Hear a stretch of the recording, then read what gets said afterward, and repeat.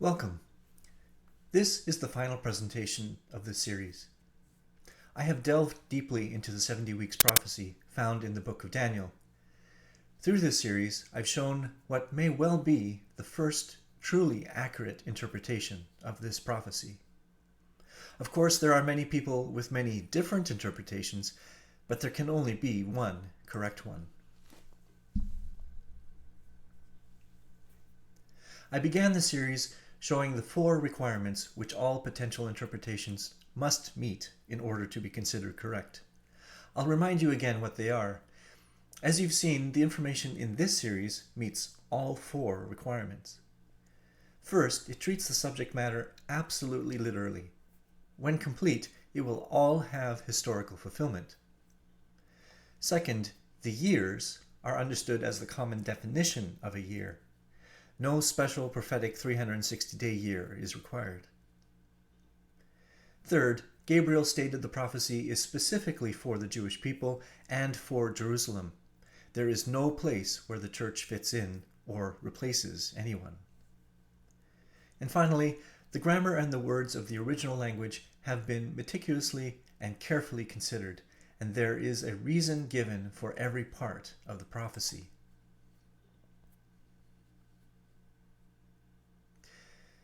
This series has mainly focused on the time aspects of the prophecy.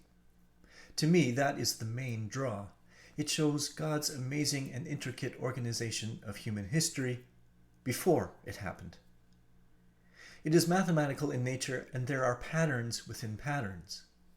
Much more can be said regarding the content of what happens in each section, and future planned presentations will examine various discoveries regarding those subjects. However, this final presentation focuses on the time structure of the 70 weeks yet again. What I'll be presenting truly shocked me when I first discovered it.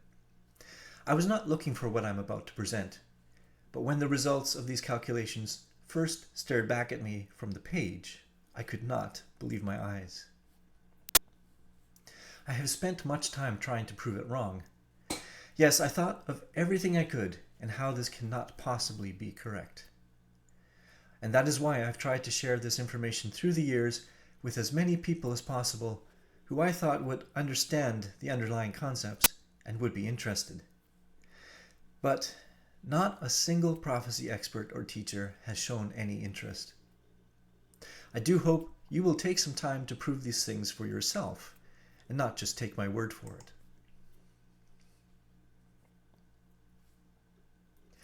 Although these presentations have mainly investigated Daniel 9, which contains the prophecy of the 70 weeks, Daniel had other visions which contained numbers related to specific dates and the timeline. There are 4 other numbers in 2 further passages. These numbers include 2,300, 3.5, 1,290, and 1,335. When one studies these visions, the common themes include the temple, the sacrifices, and the abomination that makes the temple desolate. Let's examine Daniel 8. I won't read the entire chapter, but will highlight the information that specifically deals with the future timeline. It must be said that many consider Daniel 8 to have been completely fulfilled already during the time of the Greek Empire and its separation into 4 smaller kingdoms. However, as we will see, the vision starts in one time period and morphs into the time of the end. Then the goat became exceedingly great. But when he was strong, the great horn was broken, and instead of it there came up 4 conspicuous horns toward the 4 winds of heaven. Out of one of them came a little horn, which grew exceedingly great, toward the south, toward the east, and toward the glorious land. It grew great, even to the host of heaven, and some of the host and some of the stars it threw down to the ground and trampled on them. It became great, even as great as the prince of the host. And the regular burnt offering was taken away from him, and in the place of his sanctuary was overthrown. And a host will be given over to it with the regular burnt offering because of transgression, and it will throw truth to the ground It will act and prosper. Then I heard a holy one speaking, and another holy one said to the one who spoke, "For how long is the vision concerning the regular burnt offering, the transgression that makes desolate, and the giving over of the sanctuary and host to be trampled underfoot?" And he said to me, "For 2,300 evening and mornings, then the sanctuary shall be restored to its rightful state." Daniel 8, 8-14.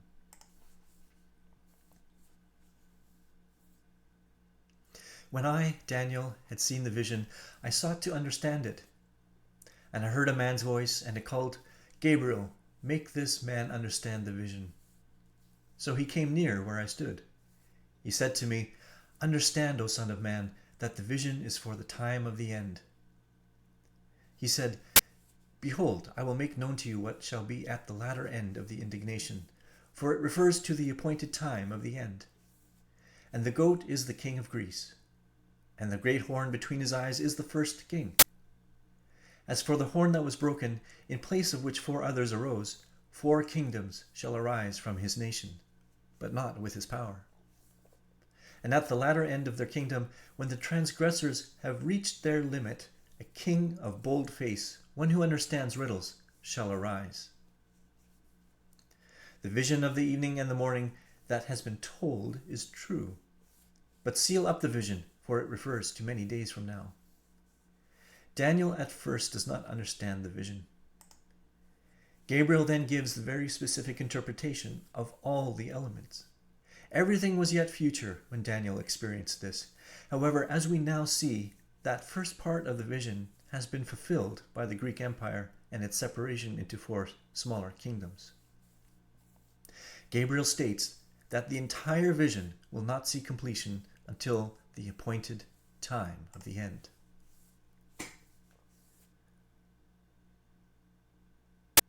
Then, in the last vision of the book, there are even further intricate details, and everything concludes with a summary of several number of days.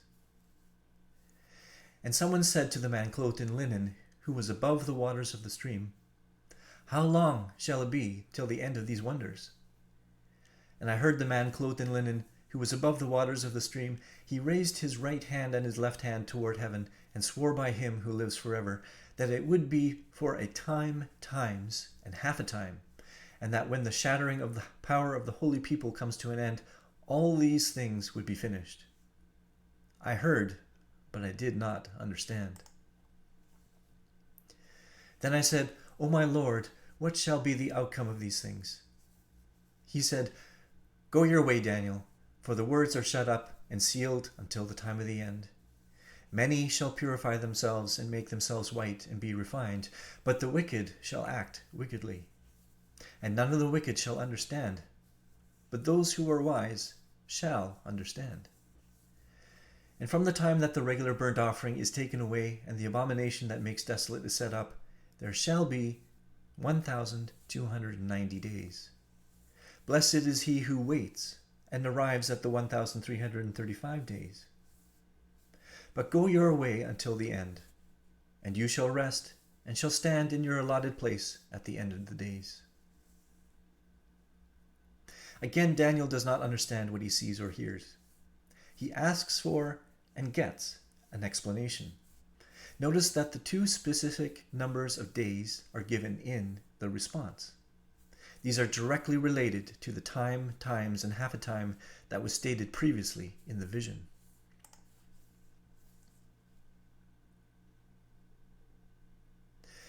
Notice also something very significant in the way the information about the time periods are presented. The start and the terminus points vary.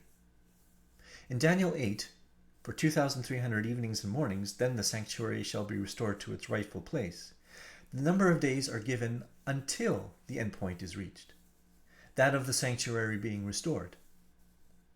But the information in Daniel 12 starts at the event, that of the regular burnt offering ceasing, and moves forward a certain number of days, and then further a number of days until a blessing is reached.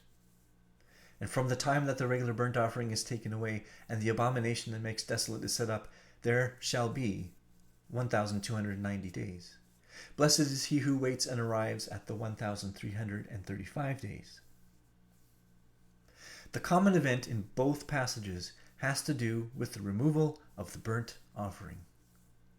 The numbers can be sequenced so that a timeline emerges. Start from the date that the sanctuary is restored. Move backwards 2,300 evening-morning units until when the regular burnt offerings cease. From this date, now move forward 1,290 days, and then continue forward until 1,335 days is reached. The missing date is when exactly the sanctuary will be restored.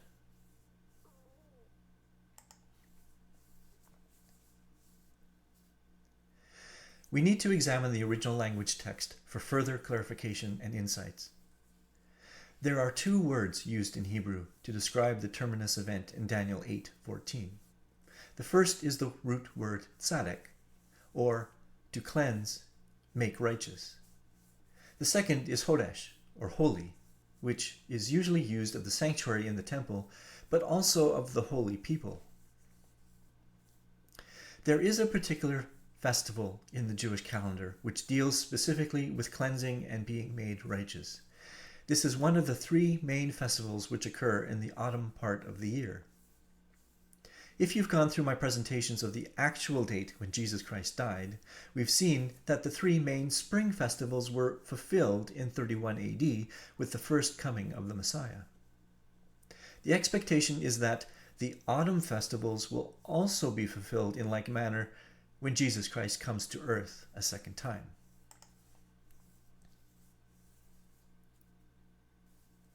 This Day of Atonement is observed every year during the 7th month and is specified to begin on the 9th day at twilight through to the 10th day ending at twilight. You find this in Leviticus 23:26-32. The entire 16th chapter of Leviticus outlines how this feast day should be observed. For on this day shall atonement be made for you to cleanse you. You shall be clean before the Lord from all your sins. He shall make atonement for the holy sanctuary, and he shall make atonement for the tent of meeting and for the altar. And he shall make atonement for the priests and for all the people of the assembly. Leviticus 16:30 and 33. The ultimate fulfillment will be the cleansing of the holy, which is spoken about in Daniel 8:14. But the question is, when exactly will this happen? We need this date to start the timeline. As the investigation of the 70 weeks has determined, there seem to be many connections that point to the year of 2032 AD. The calendar based on the Abib state of the winter barley shows that the Day of Atonement will occur on Wednesday, October 14-15, 2032 AD. Note that the Day of Atonement will be different if one uses the current modern Jewish calendar method. And as we have discovered, the current calendar method is totally flawed and came into being many centuries after the biblical era. The modern Jewish calendar cannot be used for accurate dates, whether they are historical or yet future.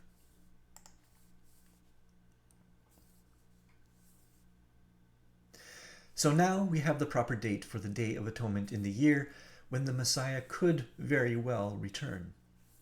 This is the starting point for the timeline of the various specific number of days found in Daniel. Daniel 8:14 states to move backwards and reach 2,300 evening-morning units. I use this term specifically since some have interpreted this passage as a number of years and some as a number of days. But hardly any recognize the true significance of this Hebrew term. Here we see a comparison of what many English translations have determined for this verse. Some popular English translations include the word days.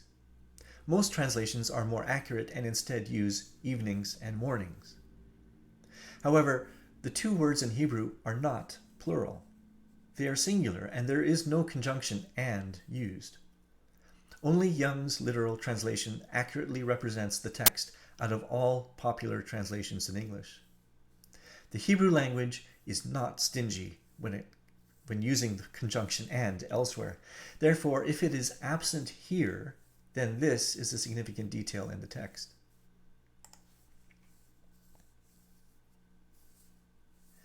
Here is an interlinear view showing the original Hebrew text.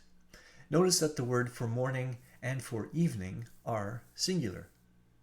In addition, there is no "and" connection connecting them. Whatever this is referring to, it is meant to be understood as a unit.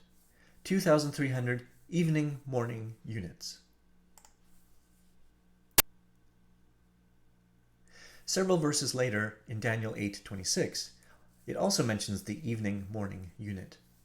Here again, most translations use the plural form of the words, but many do recognize that the words are singular and represent them in this manner. The Hebrew text here includes the definite article "the" for both words, and also use the conjunction "and." They function as an adjective to describe the vision, and literally state, "The vision of the evening and the morning that was told is true." Whatever these terms refer to, they are to be understood singularly as time markers and are of the same essence, so that 2,300 in total can be counted. These terms are given in answer to the question posed in Daniel 8:13. For how long is the vision concerning the regular burnt offering, the transgression that makes desolate, and the giving over of the sanctuary and host to be trampled underfoot? When looking at the context of all these passages, the significance of the temple and the sanctuary is of utmost importance. The term regular burnt offering occurs multiple times throughout. Regular does not imply ordinary, but it is the Hebrew word Tamid, meaning continual. Numbers 28:1-8 contain the instructions regarding these continual sacrifices, occurring day by day as a regular offering. Each daily offering was the same and consisted of 2 male lambs, one offered after dawn and the other at twilight, along with food and drink offerings. The same Hebrew words for morning and evening are used. Once these offerings can no longer take place, the number of sequential continual offerings that will not happen are given as 2,300 in total. Therefore, it is meant to be understood as 2,300 evening-morning sacrifices divided by 2 per day. As a result, 1,150 days in total.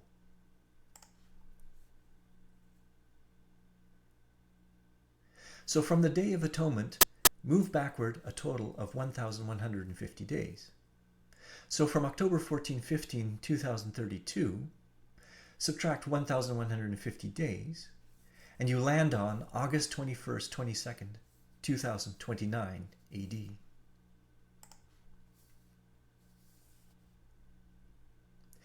In the modern Jewish calendar, August 21-22 of 2029 is Elul the 11th. There is no obvious significance to this date. However, the Abib method calendar based on the biblical instructions must be taken into account. So using this method in 2029 AD, the potential first day of Nisan the 1st on March 17th would be too early for Abib Barley. An intercalation month will be needed, which will push Nisan into April and will push each subsequent month. The beginning of the 5th month, then, will be related to the new moon phase on August 10th at 1:56 in the morning. Adding an additional 18 hours for observation of the first sliver of the moon results in the time of 21:56 Jerusalem time. Av the 1st will most likely occur on August 12th, and therefore Tuesday and Wednesday, August 21st, 22nd, will be Av 11th. This would be the start of the 2,300 missed continual offerings. The day before, Av the 10th, would be the day that the sacrifices are caused to cease.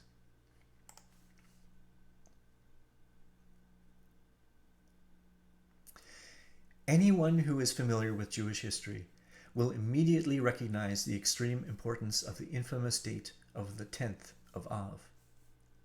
Both the first and second temples were destroyed on that date, and Jewish tradition marks Av 9 and 10 as the day of mourning and fasting. In the 5th month, on the 10th day of the month, that was the 19th year of King Nebuchadnezzar, king of Babylon, Nebuzaradan, the captain of the bodyguard who served the king of Babylon, entered Jerusalem. And he burned the house of the Lord and the king's house and all the houses of Jerusalem. Every great house he burned down. Jeremiah 52:12-13. Josephus records the destruction details of the second temple. But as for that house, God had, for certain, long ago doomed it to the fire. And now that fatal day was come, according to the revolution of ages. It was the 10th day of the month of Av, upon which it was formerly burnt by the king of Babylon.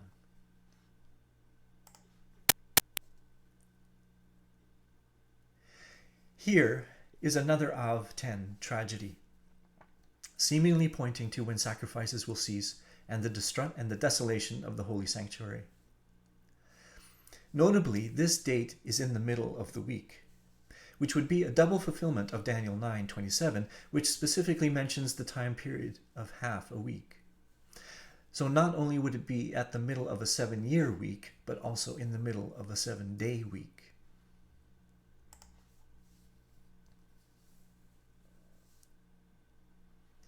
So let's move forward in the timeline.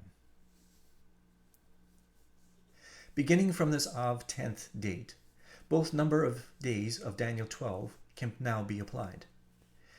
So August 2021, 2029 AD, plus 1,290 days, and you land on March 3rd of 2033 AD.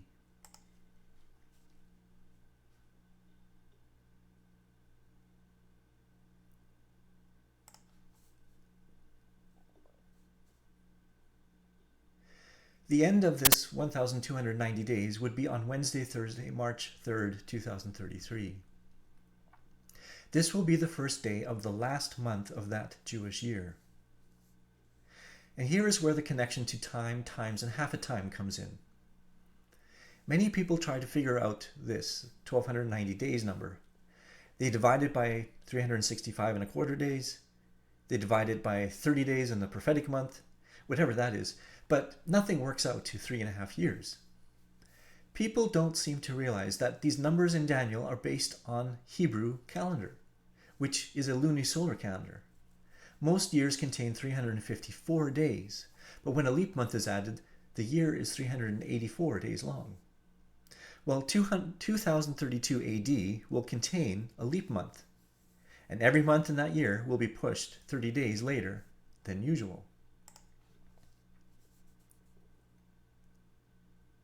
So if at the point that the regular burnt offerings are ceased, it marks the halfway point of the last 7 years, then that is the beginning of the time, times, and half a time. That year will be 2029. So add time and times, or 3 years. You go from 2029 to 2030, then 2031, and then 2032. 3 years will end in August of 2032. Now add the half a time, or another 6 months. So from the month of Av, which is the 5th month, another 6 months puts the date in the 12th month, that of Adar. The first of Adar will occur on March 3rd, 2033 AD, exactly at the point of time, times, and half a time. That would be the end of the 70th week of Daniel's prophecy.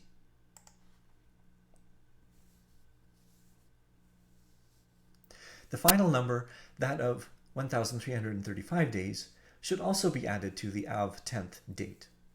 So August 2021 in 2029 AD, and add 1,335 days, you land on April 17th of 2033 AD.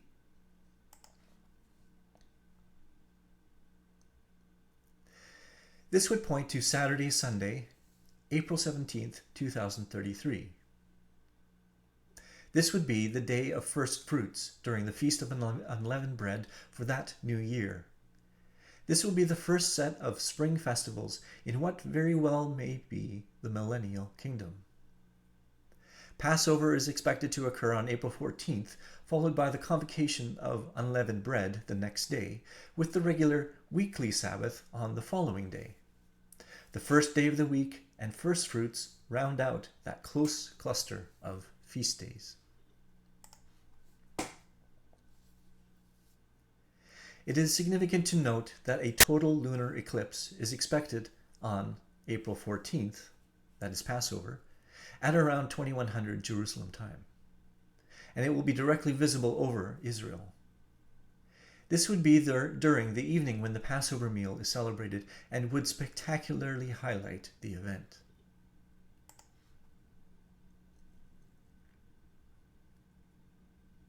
The Feast of First Fruits has a significant connection with Daniel 12, verse 12. Gabriel says that the people are to be blessed, happy, congratulated, who reach and arrive at the 1335th day. They have waited, and this is from the word Chakah, which also includes the sense of expectant longing. On the Feast of First Fruits, the priest takes the first and the best of the people's harvest and waves it before the Lord in order that he may Ratzon them, or accept them, show them favor, delight in them, and bless them. Here again is a possible ultimate fulfillment of a feast of the Lord, as those who have been purified and refined, according to Daniel 12:10, are presented by Jesus, the high priest, on the day of first fruits and receive blessing.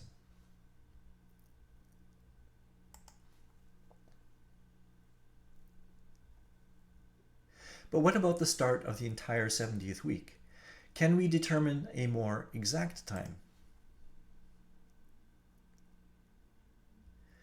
So through these various date calculations, the proposed midpoint of the 70th week has been determined, and this is August 2021 of 2029 AD. This would mean that 3.5 years earlier would be the start of that final period of 7 years. So from the month of Av in 2029, subtract 3 years, and that ends up in August of 2026.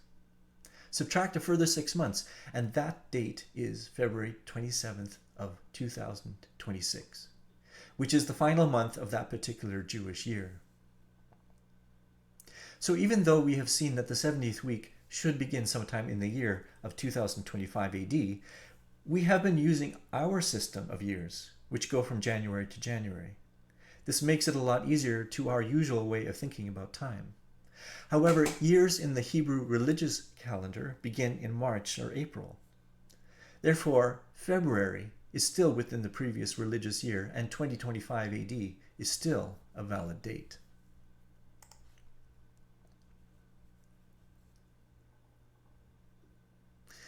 The question remains whether or not these are valid and significant dates and relationships.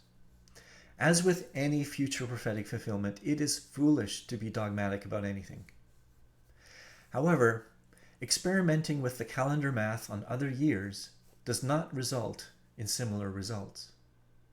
Subtracting 1,150 days from other potential Day of Atonement dates does end up on Av the 10th for other years, but nothing significant is forward the 1,290 or 1335 days. Starting from 2031 AD leads to similar significant dates. However, the proposed start of Nisan is too early in March for that year, if taken into account the Abib Barley rules.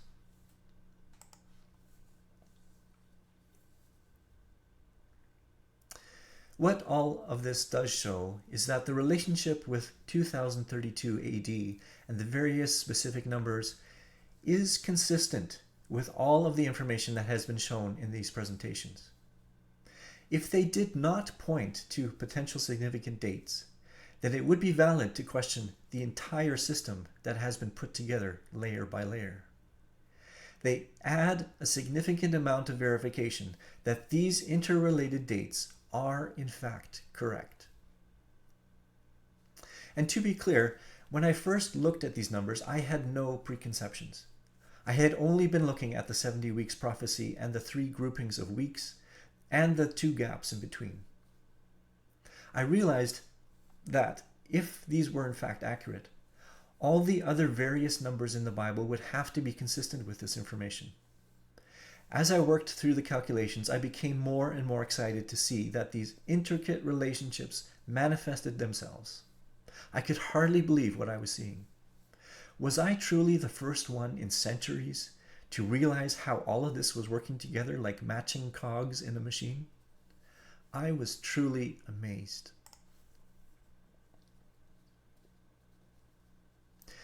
First, I hope you now realize the amazing patterns God has established throughout history.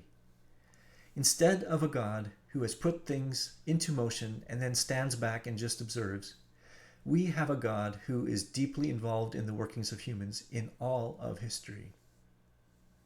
And second, it is beyond exciting to realize that we might very well be the last generation before Jesus Christ, the Messiah, comes back. If all these patterns and dates which have been revealed are actually true, we have very little time before the ultimate fulfillment of much of prophecy takes place.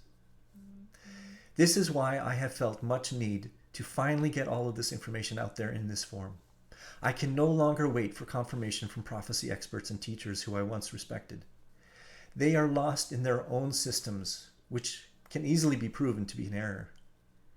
You now know the answers to prophecies which have been finally revealed at the time of the end. And with potentially only 10 years left to spare, the time is truly short.